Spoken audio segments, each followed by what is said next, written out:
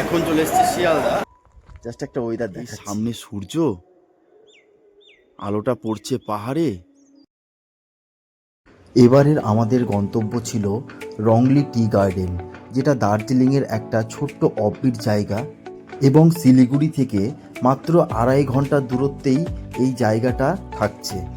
তার আগে বন্ধুরা, চ্যানেলটিকে অবশ্যই সাবস্ক্রাইব করে দিও যারা ইউটিউব থেকে দেখছো, এবং যারা ফেসবুকে দেখছো অবশ্যই একটা ফলো করে দিও এবং একটা লাইক করে দিও। আমাদের ট্রেন ছিল উত্তরবঙ্গ এক্সপ্রেস। এবারের আমাদের টিম ছিল 5 জনের, এবং এই ট্রেন লাস্ট স্টেশন বামনহাট অবধি যায়। আর এইখানে মানে শিয়ালদায় ট্রেনের টাইম ছিল সন্ধ্যে 7:40, বাজে হচ্ছে 7:30। আমাদের উত্তরবঙ্গ এক্সপ্রেস রয়েছে, সেটা হচ্ছে 7:40-এ। আর এই হচ্ছে আমাদের ট্রেন। এখন যাব, ট্রেন ছাড়বে 7:40, আর শিয়ালদা চলে এসেছি 7:40-এর ট্রেনটা ধরার জন্যই। আমাদের উত্তরবঙ্গ এক্সপ্রেস রয়েছে। ট্রেনে উঠে বসে বসেই আমাদের ট্রেন ছেড়ে দিল এনজিপির জন্য। আর এবারের আমরা এসির টিকিট পাইনি, তাই আমরা নন এসিতে স্লিপার ক্লাসের টিকিট কেটে যাচ্ছি। এই উত্তরবঙ্গ এক্সপ্রেসের রুট হচ্ছে দক্ষিণেশ্বর হয়ে ডানকুনি হয়ে সোজা এনজিপি যাই। দক্ষিণেশ্বর ঢুকে গেছে, আর এটা শিয়ালদা থেকে খুব তাড়াতাড়ি চলে এলো।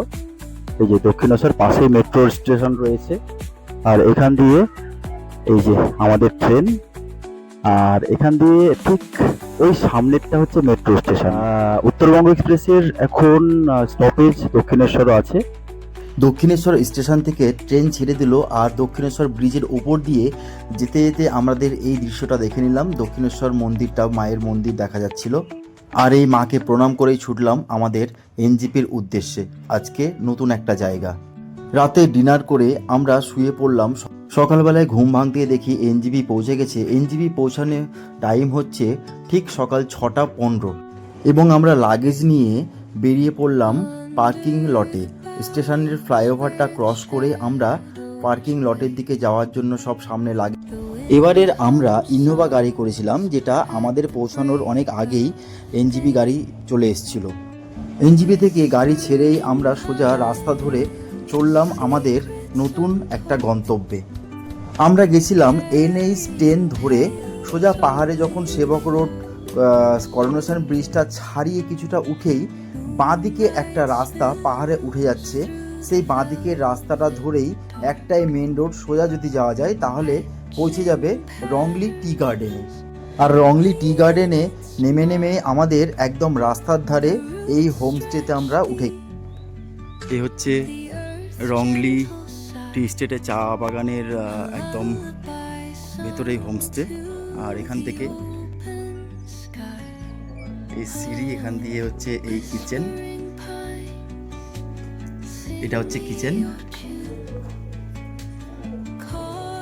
আর এখানকার রুম, এই সিঁড়ি দিয়ে উঠে উঠেই জাস্ট ফার্স্ট ফ্লোরে এই রুম। এখানে একটা রুম রয়েছে, আর এইখানে একটা রুম রয়েছে, এখান থেকে এইখানে একটা রুম রয়েছে। 3টে রুম, টোটাল 3 জনের ক্যাপাসিটি একটা রুমে। আর এখান থেকে এই ব্যালকনি থেকে এরকম ভিউ একেবারে দেখতেই পাচ্ছ, পুরোটাই চা বাগানে ভর্তি। বাইরেটা তো দেখালাম, এবার চলো রুমের ভেতরটা দেখে নেবো একবার, যে রুমগুলো কেমন আর রুমের ভেতরে ঠিক কী কী আছে সেগুলো একবার আমরা দেখে নিই, যাতে তোমাদেরও সুবিধা হয়। এই হচ্ছে রংলি টি গার্ডেনে যে হোমস্টে, তার রুমগুলো। এই যে এই হচ্ছে রুম, খুব সুন্দর রুম, পরিষ্কার পরিচ্ছন্ন। আর রুম থেকে এই হচ্ছে জানালা, এই একটা রুম, এখান দিয়ে পুরো জানলার ভিউ।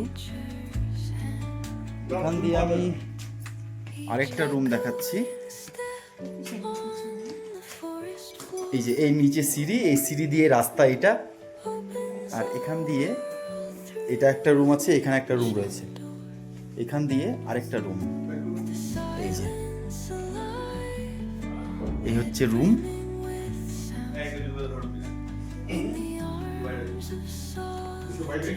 এটা হচ্ছে সিঙ্গেল বেড, এটা হচ্ছে ডাবল বেড। আর এই রুম থেকেই বেরিয়ে ব্যালকনি, যেটা ভিউটা আমি দেখাই, এখান থেকেই জাস্ট ভিউ দেখো। এই যে পুরোটা চা বাগান এখান থেকে, এটা পুরোটা। এই যে রুমে এসে এসে আমরা লাগেজগুলো রেখে দিয়েছিলাম এবং একটু ফ্রেশ হয়ে বেরিয়ে গেছিলাম এই বাইরের চা বাগানগুলো ঘুরতে।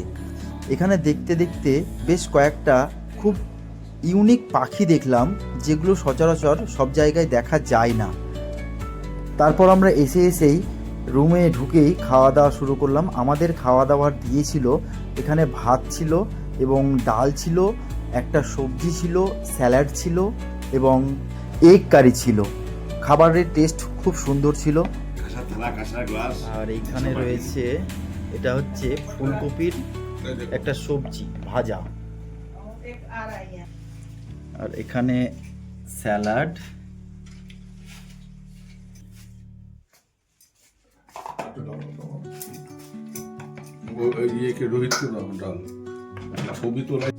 ফাইনালি আমরা খাওয়া দাওয়া করেই বেরিয়ে পড়েছিলাম বাইরেটা ঘুরে দেখার জন্য।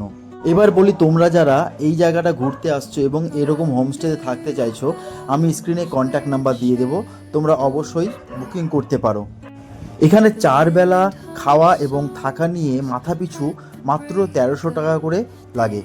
এছাড়াও আমাদের আরও দুটো অফবিট লোকেশানে হোমস্টে রয়েছে, একটা হচ্ছে কালিম্পংয়ের সামালবংয়ে এবং আরেকটা হচ্ছে দার্জিলিংয়ের শিটংয়ে, যেটা খুব সুন্দর ভিউ। এখানে থেকে তোমরা ঘুরে নিতে পারো তাকদা, তিনচুলে, লামাহাটা ইকো পার্ক এবং গুম্বাদারা ভিউ পয়েন্ট, যেটা খুব সুন্দর এবং খুব কাছাকাছি।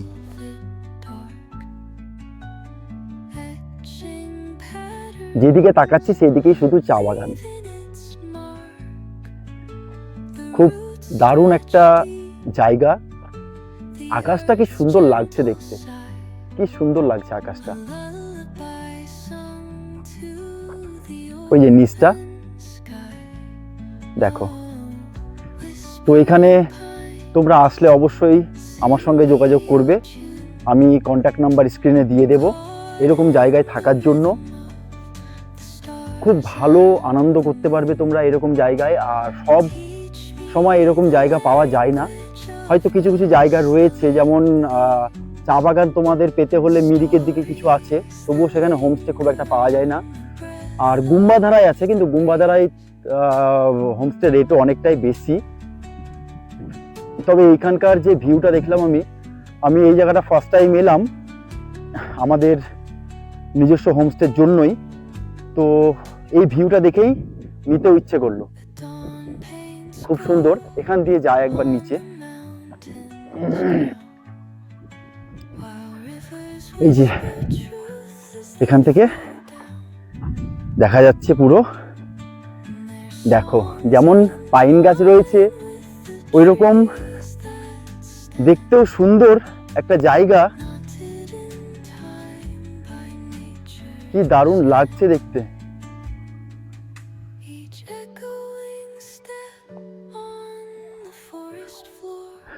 দেখো, শুধু যেদিকে যাচ্ছে সেদিকেই এরকম চা বাগান।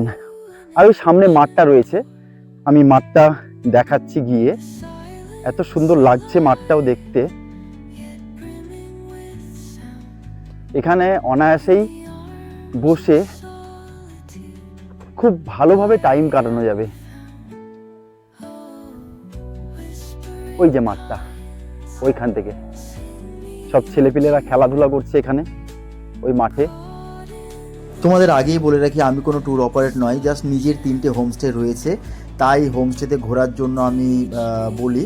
আর আরেকটা হচ্ছে, যদি তোমরা গাড়ির ব্যবস্থা করতে না পারো তাহলে আমি সেই গাড়ির ব্যবস্থা করে দেব, তাতে কোনো এক্সট্রা খরচ লাগবে না।